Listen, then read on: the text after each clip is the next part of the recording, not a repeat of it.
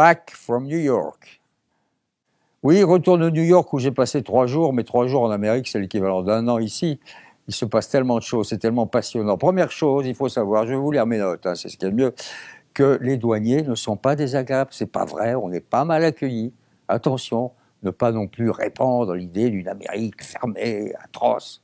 On est bien accueillis. Et en même temps, bien sûr, il y a l'ombre portée de Trump, mais sur New York, elle ne joue pas tellement. La preuve, il n'est pas venu le 11 septembre, c'est-à-dire le lendemain de mon arrivée, où on célébrait le 16e anniversaire des tours de Manhattan.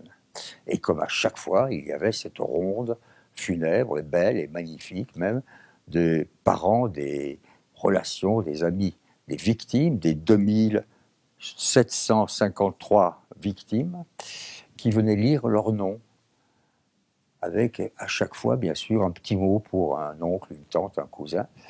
Et Trump n'était pas là. Il n'est pas venu à New York, parce que New York considère que Trump est un cuistre.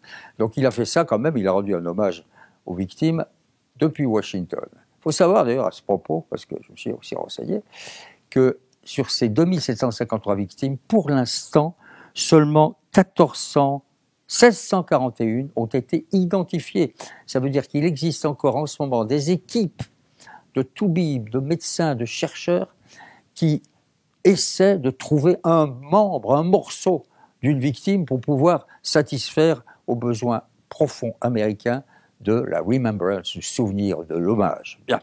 Donc, 16 septembre, encore là quand même dans les têtes.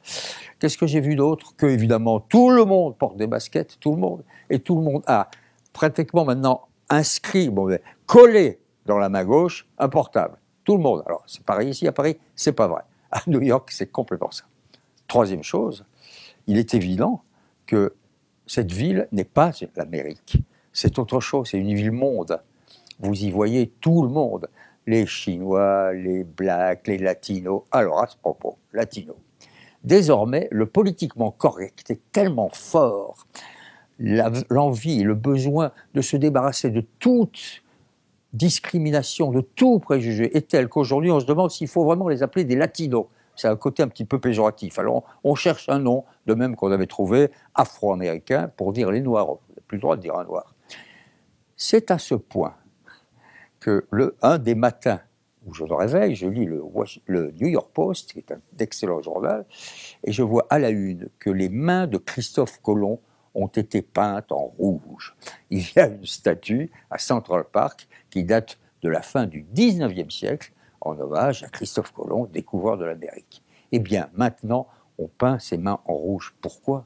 Parce qu'il a du sang sur les mains, forcément. Il est arrivé et il s'est occupé de, non pas le faire lui, mais le faire plus tard par ceux qui lui ont succédé, massacrer les Indiens. Donc, Colomb est aussi un assassin, donc il faut aussi détruire sa statue. Alors, les Indiens, à ce propos, on ne les appelle plus les Indiens, on les appelle des indigènes. Attention, il faut changer tous les noms.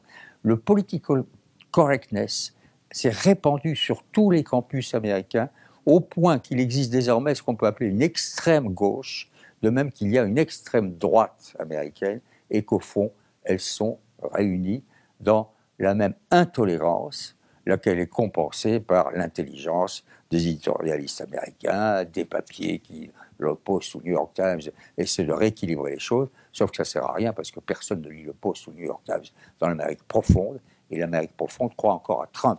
Je reviens sur Trump et mes notes sur Trump. Je vais vous dire une chose, à mon avis, il va rester là.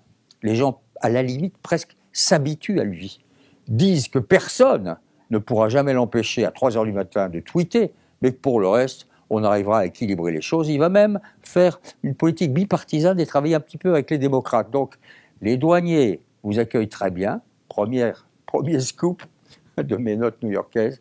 Dernier scoop, Trump est encore là pour durer.